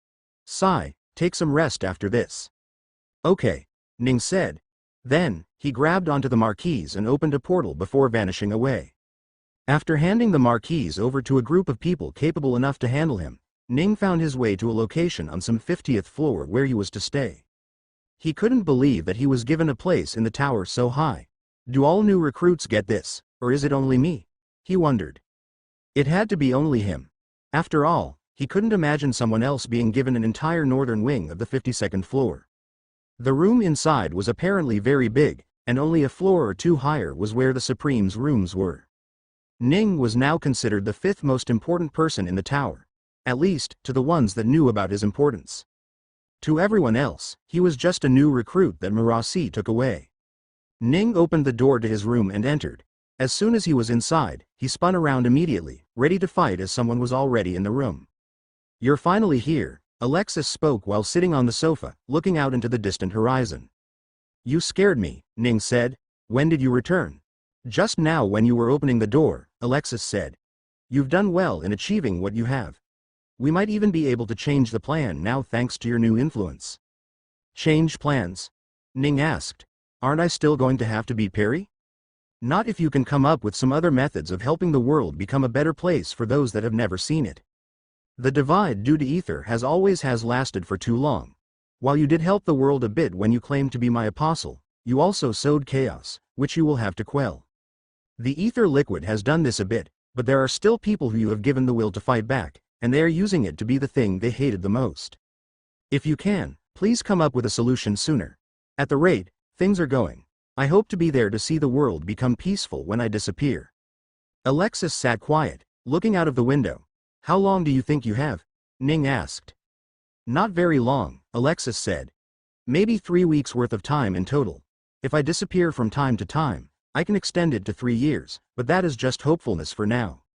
As things go on, my remaining time will get lower and lower, she said. I just wish. Alexis stopped.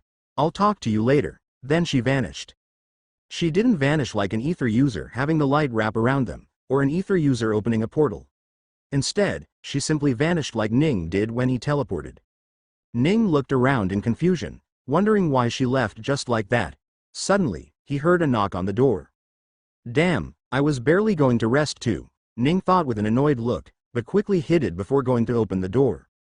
When he did open, he saw a middle-aged woman with thin white streaks of hair along with some spots. She was half a head shorter than Ning, wearing a reddish gown, and stared directly at Ning. I assume you are Terranforn? She asked. Yes, Ning said with a weird look. You are? I am Lyra, the one who serves the Lord, she said. The Lord asks you to visit him. Please come with me. The woman turned around and started walking without saying anything more. Ning was surprised that she didn't even stay around for his approval. The hell? Does she think that everyone will move just because the Lord is calling them? He thought. I mean they would, but damn, she should at least wait for people to accept it. He quickly poured ether into his eyes and looked at her core. The amount of ether and the density told him that she was right on the edge of Ether Emperor and Ether Saint. Such a strong woman, and she is a servant to that Perry guy? Damn, Ning thought. He quickly followed her and walked into an elevator with her. Without saying anything, she hit the button at the very top. So he lives on the top floor, huh? Ning thought. The tower was so tall that it took the elevator nearly 2 minutes to reach the very top. That was after starting on the 52nd floor too. When they finally reached, the elevator door opened and Ning walked out. However, not even 2 steps later, he realized that the woman named Lyra was not coming out of the elevator. "You're not coming?" Ning asked. "No, the Lord wishes to speak to you in private, so I will not be following. Just knock on the door, the Lord should be expecting you," the woman said. The elevator door closed and Ning turned around to look at the massive wooden door in front of him with intricate designs on it. It looked like there were many ether beasts dancing on top of the door. This was the room of the Lord, on the eastern wing of the highest floor. Although, Ning didn't doubt that this whole floor was his. He touched the designs a bit and then knocked on the door. He knocked twice and remained silent until he heard a voice from the inside, "Come on in." The door opened on its own, and Ning walked in. As soon as he did, he saw a decrepit old man on the floor in the room. Ning would have thought that he absorbing ether currently if not for the constant fidgeting he showed. Why is he down on the floor when there is a perfectly good table and chair over there? Ning thought, looking to the side. The man's eyes suddenly opened, and he turned to the side to look at Ning with what seemed like crazy eyes. Ning was a little taken aback. This looked nothing like the calm man that defeated him 2 years ago. Perry Thatcher looked completely flustered sitting there down on the ground. So much so that, Ning felt that this person was completely different from the one he had met 2 years ago. However, that shouldn't be possible. Ning would check his ether rank, but he didn't want a headache right now. Besides, this was the same person, just with disheveled clothes and hair. What has made him so agitated? Ning wondered. "Are you Terran Forn?" he asked. His eyes looked all over Ning as if searching for something. "Yes, I am," Ning said. He wasn't sure how to talk to this man. Should he be polite? Respectful? Should he keep standing or sit down next to him on the floor? "You are the one that discovered the method to create ether?" Perry's flustered look turned to excitement as he looked at Ning with wide, hopeful eyes. "I discovered ether liquid, sir. Not ether itself," Ning clarified. Same thing, Perry said, not minding the semantics. "Can you teach me how?" Ning was a little taken back. He had not even been here for a whole minute and the Lord of the Tower was already asking him to help teach him to make ether? "It's a little hard to teach exactly," Ning said. It's fine, the man kept repeating his words. "Teach me still. I might be over 800 years old, but my mind still can remember stuff," he said. "Have the people that you sent to deal with the liquid not explained to you how it works yet, sir?" Ning asked. They did. But their explanation sounds stupid. I want to HEA." Suddenly, the old man stopped and turned to the side, looking at the window behind the table and chair. Ning turned to look at it too and saw a bird fly past it. That was all. "Right. I want to hear it from you, directly." The man then got back to asking Ning. What the hell was that? Ning thought, weirded out by the old man's mannerism. Still, he decided to explain how it worked. After all, just the explanation alone wouldn't help anyone. People needed alpurite to make the liquid, and as of now, only Ning had access to it.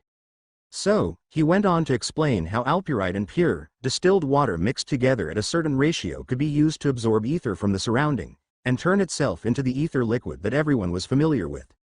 The old man nodded the entire time during the explanation, but Ning wasn't sure if he got it or not. This should be the millionth explanation he heard about ether liquid.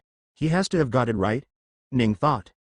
The old man kept on nodding and said, "I need your help, young man." That came out of nowhere, Ning thought. "What is it, sir?" he asked. "You see, I have a dream. A one and only dream I have had for a long time and I want your help in fulfilling it," the old man said, with hope and excitement rising up in him. "Oh, what is it?" Ning asked. He was quite curious as well. "That is, to bring peace all over the world," he said. Ning stopped. Peace? That was what he was striving for. How did the old man have the same dream as well? "Peace, sir?" Ning asked. "Yes," the old man said. "Long have the people suffered from war and violence. I want the world to go back to peace and equality." The old man was surprisingly trying to achieve the same thing he did. That was unexpected. Did Alexis not see this? She should have seen this already. Maybe he never vocalized it. She cannot read the hearts of other humans, can she? Ning thought. "That is a good dream to have, sir," Ning said with a smile. If he didn't have to fight the biggest, baddest on the planet to achieve something, and instead could work along with him, then that was all the better. I know, the old man said. Equality was what the apostle of Alexis was trying to achieve, wasn't he? although he disturbed peace more than necessary, Ning said. That coward was no apostle. He was a fake apostle, and I killed him for it, the old man said. Ning felt a tinge of anger brewing inside him. He couldn't help but want to beat the old man up over his words, but quickly contained himself. You're right. He did more harm than good. I understood that too. That was why I strived to bring back some semblance of normalcy.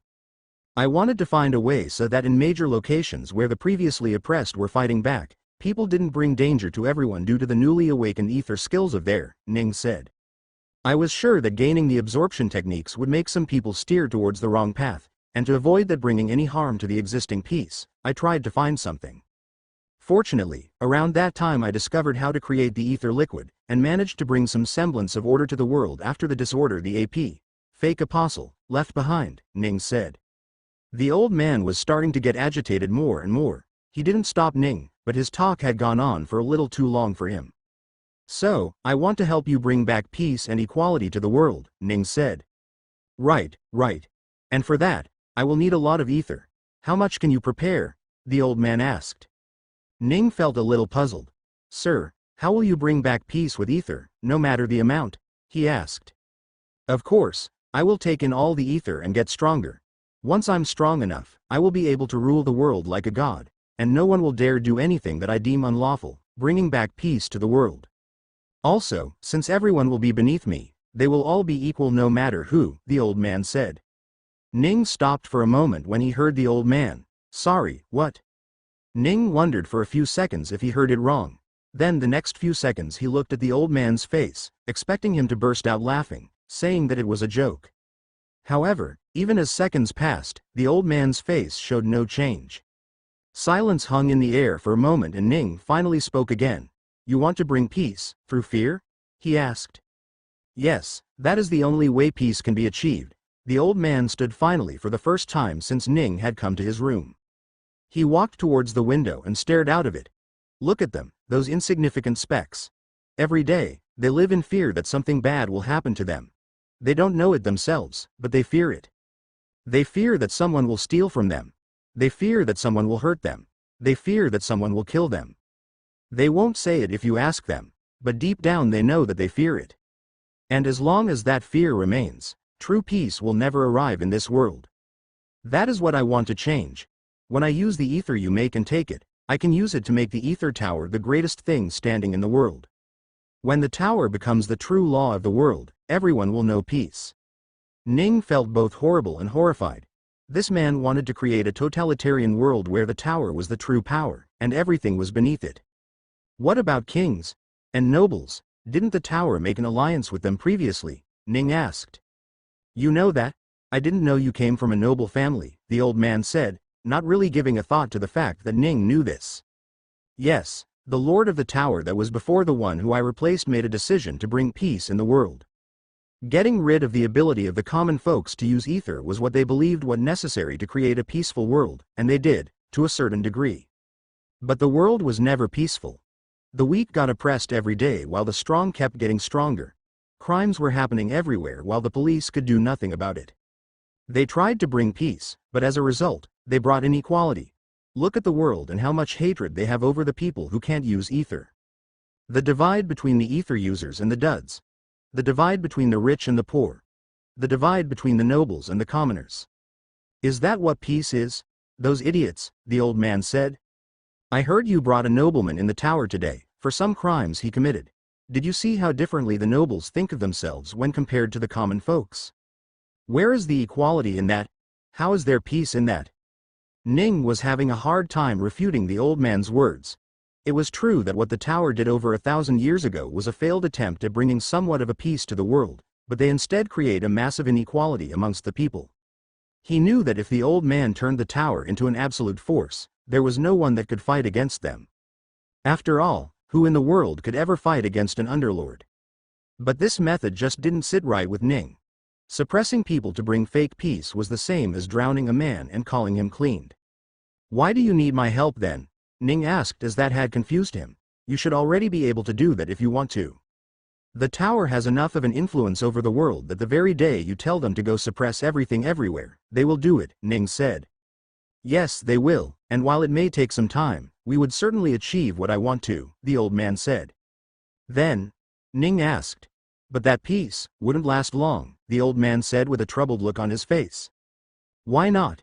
Is there someone out there that can oppose the tower? Ning asked, knowing that there was not. The old man shook his head in denial. Of course, there wasn't anything out there that could oppose the tower. There is none that can oppose the tower, but there is someone who can oppose me, the old man said with a cold look on his face. Ning's heart started racing. Someone who can oppose you? He asked with a surprised look on his face. The old man gave a wry smile. Do you know why they call me the Lord of the Tower? He asked. Yes, Ning said, because you are likely an ether underlord. So you do know, the old man said with surprise. Not many know all the ether ranks. Ning wondered why he had asked that question, but then a thought occurred to him. When you say that there is someone out there that can oppose you, you don't mean to say that. Yes, the old man confirmed. There is another ether underlord out there, and he has been my rival, my arch nemesis for the longest time, and all he wants is to kill me. If I were to move the tower to take over the world, he would attack all the towers before I could get to him. I had a scout look after his movements for a while, but after the stunt with the apostle, the scout disappeared. Since then, I do not know where he is or what he's doing, and the thought that he is out there, planning something terrifies me. I need to stop him, once and for all. The old man then directly turned toward Ning. For that, I need your help. I need you to make ether for me so I can use it to get stronger, strong enough to beat an underlord. I need to become an overlord. The old man had lofty goals and he needed Ning's help for that. Overlord, just how much ether would one require to become that? Ning wondered. Ning had used a bottle of ether to reach Ether Saint. That bottle of ether had taken about 1.5 years to form as well. If he were to use all the other bottles he had put around the globe, he would likely reach Ether Supreme. To reach Ether Underlord, he would have to bring out his aces hidden up his sleeves. Even then, Ning didn't believe he could reach Overlord. That would just take too much ether. No, that's not the important thing right now, Ning thought. You aren't looking for peace, then, Ning said, to the old man. You're just looking to kill a man that is stopping you from world domination. The old man's eyes narrowed. World domination? Do you not see that that is not my intention? I just wish to bring peace and equality to the world. By world domination, Ning added. You are looking for peace to be a byproduct of something else. You aren't doing anything to have peace as the main this. Peace, you say. The only peaceful one in a dominated world will be the one dominating. Equality, you say. The only thing equal in this world will be the hatred people have for you deep within. Is that what you want, old man? The legacy of the Lord of the Tower to crumble down to nothing but a tyrant? Ning asked. I don't care what I'm viewed as. I shall become the very thing the world hates if that is to bring peace amongst the people. That is my dream. That was my master's dream, and I intend to fulfill it till the day I die, the old man said. World domination is not the way to go, old man. That is the opposite of what you should be doing for peace. Is this what your master dreamed of? Is this what you master would have wanted? Ning asked.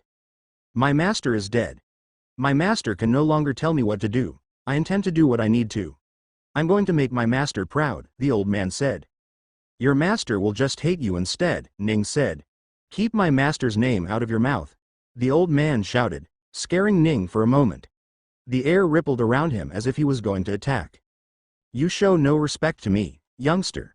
Did you forget who I am? I am the lord of this tower. I am your lord. You do not get to talk to me as an equal at all. You are beneath me, the old man said as pressure struck where Ning stood. However, Ning just held a sneer on his face as he looked at the old man. Respect? You lost that from me the moment you suggested ruling the world in terror, old man. No villain of any story ever gets my respect. You are no different. No, you are worse. You preach peace while wanting to bring the war to the world. That's right, you're a hypocrite. You say you want equality and in the very next sentence, you say we're not equal. If that is not a hypocrite, I don't know what is, Ning said. The old man started fuming. If he didn't want the ether, he would have struck Ning dead right at this moment. And Ning saw right through that. You want to kill me? Do it. You killed the last guy that wanted peace. How am I any different, right? Ning asked. You said you have an enemy you needed to defeat and that you needed to become an overlord to do so. Yet, you never said he was a bad guy, only that he was against you and would stop you if you went forward with your plan of world domination. You know what that sounds like? A good fucking person. You're the villain and he is the hero in my eyes. I might even go find him and help him get strong. You dare? The old man dashed forward and tried to slap Ning, but Ning stood his ground. He could die right now and he wouldn't care. He had the means to come back stronger anyway. Thankfully, the old man had enough wits to realize that his potential source of ether would disappear if he were to kill Ning now. Ning watched the hand stop inches from his face, yet his face didn't lose the sneer at all. No, I don't dare, Ning said. I wouldn't even if I could. I have no power to turn either of you into an overlord. Gathering that much ether would take me almost 50 years. The old man paused and was about to say something when Ning continued. You know what I do have? The means to bring another underlord to this world. That's right, old man. You've lived cooped up in this room long enough and have forgotten what the outside world is like. You stand so high that everyone looks like ants, so you treat them as such. Well, I am here to stop you. I will use my own ether to become an underlord soon, and then, I will come to take your place in the tower. Until then, live your days in fear. Feel the peace you wish to bring to the people. Ning turned around and walked away. He didn't stick around to see what the old man would do, but he did see a tantrum brewing as he closed the door behind him. The old man sent his furniture flying in anger and helplessness at his ability to do anything. He grabbed his own hair in anger and then started crying as he didn't know what to do. He needed help, he needed direction. He walked out of the room to the empty balcony on his inside of the tower and looked down at the massive statue in the middle of the tower. I can't do this without you. I need your help, your guidance, he cried out. Why have you forsaken me, master? Ning returned back to his room with a million thoughts roaming his mind. But he decided to keep them away for the moment and just relax. The day seemed to be way too long today, and he needed some free time. Rachel, Battle Force examination, Marasi, murder mystery, and now the talk with the Lord of the Tower. The day was going on for longer than it should have in Ning's mind. However, when he looked outside, there was still a good 6 hours of daylight left. Screw it, he thought and went to sleep on his new bed that was comfortable beyond belief. After just laying for a few minutes, he fell deep into sleep. Knock knock. Ning was woken out of his sleep by a rather loud knock on his door. Is someone trying to break my door or what? He thought. He slowly opened his eyes and looked outside of his window to the right. It was already nighttime. He turned to look at the clock that was next to his bed and was surprised. I slept for over 6 hours already? I thought I just started sleeping, he thought. Knock knock. Oh right, the door. He quickly fixed his hair however much he could with his hands and walked to the door. When he opened it, he realized why the knocking had been so loud. Captain, you're back? He asked. Yeah, I came not long ago, Marasi said and looked into the room. Not bad, they're treating you well. She then looked back at Ning and narrowed her eyes. Were you sleeping perhaps? She asked. Huh? Oh yeah. It's been a long day, so I was a little tired, Ning said. Well, I won't keep you for long then. Here's your schedule for every week from now on, she said. Ning looked at the schedule and frowned a little. That's a lot of free time, he said. Well, as a Supreme Squad, you don't get called unless the work is very important, Marasi said. And a lot of fighting. A bit excessive amount of fighting, Ning said. That's a normal amount, Marasi said. You'll be fighting every day now that you're in my squad. Think that as your way to put everything you've learned into training. You're an Ether Supreme. It can't be that you want to fight me so much, right? Ning asked. There wouldn't be any point to. Hee. Marasi gave an awkward smile. Mercy forced me to add a lot of fighting time to your schedule. But hey, I've taken away your other duties such as scouting and patrolling so that you can have some free time instead for all the fighting, okay? Ning sighed. All right, I will follow this schedule. Okay, I'll see you in a week then, Marasi said. In a week? Are you going somewhere? Ning asked with a confused look. Oh no, I'm going to sleep, Marasi said. For a week? You can't be that tired, right? Ning asked. No, this sleep is different from normal sleep. Now that you are an Ether Saint, you should get used to sleeping too, Marasi said. What is this sleep then? Ning asked. It's what we call going into a long period of absorption so that we can advance in our rank. Since progressing becomes hard after Ether Saint, we choose to go in our room and absorb as much as we can for as long as we can. That we call sleeping, Marasi explained. Oh, Ning said. That's just closed cultivation. They should really find a better name than sleeping. He had heard the term sleeping a few times but had never thought it was just closed cultivation. Now that he did, he understood why some of the Ether Supremes disappeared for so long. Alright then, I will follow this routine from tomorrow onwards. Thank you for bringing this to me, Captain, Ning said. Okay. You can go back to sleep now. Good night, Murasi said and left.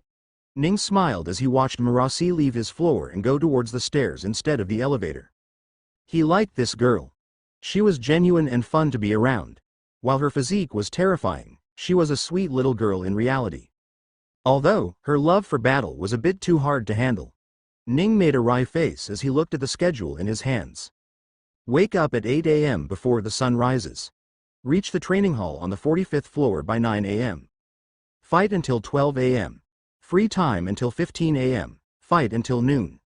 Free time until 4 p.m. Fight until 8 p.m. Free time until 12 p.m.